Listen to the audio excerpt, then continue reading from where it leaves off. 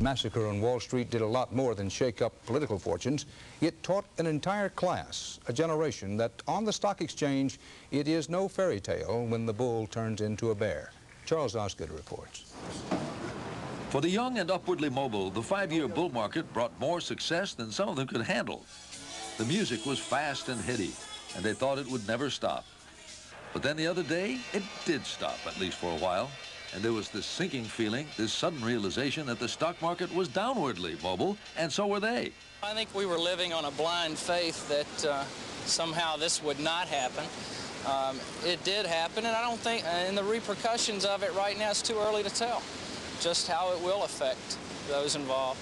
Yuppie mentality has been punched, maybe knocked down, but the fight is still early. I think they're going to realize, having been punched in this manner, that the security that they felt isn't really as solid as they believed. These people are VPs. They're 28, 29 years old. They've never seen a downside of the market. They're not seasoned. They've never seen something like what happened on Monday. Brokers say older people living on their savings and investments were not so badly hurt this time because they knew it had happened before. But of course, that was way back in what to the yuppies is ancient history.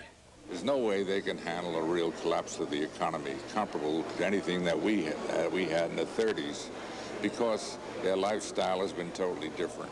People of my generation have not, we didn't live through the Depression, but I think now saving a penny becomes more important. Even though the market has come back in the last 2 sessions, the fast and fancy cars don't seem so irresistible anymore. Don't count all your chickens before they're hatched. Don't be calling up the Porsche dealership. And next day you have to call up the Ford dealership. Because we had an ad in the paper for a car, and Monday morning we got a ton of calls. By Monday afternoon, nobody was calling. You know, I'm like a lot of other people, and I have to admit I like to live beyond my means, but you know, I think twice about making large ticket purchases now. The plight of the yuppie does not seem tragic to everybody, not to Nobel Prize-winning economist Solow.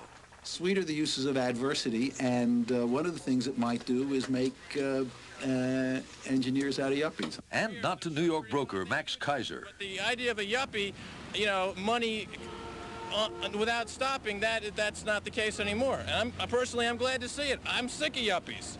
No more yuppie chow, no more yuppie magazines, no more yuppie clubs, no more yuppies. Great. That's the only thing we accomplished. If anything, we got rid of the yuppies, and I'm happy about it.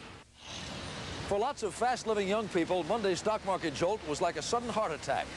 A heart attack, they say, is nature's way of telling you to slow down. Charles Osgood, CBS News, New York.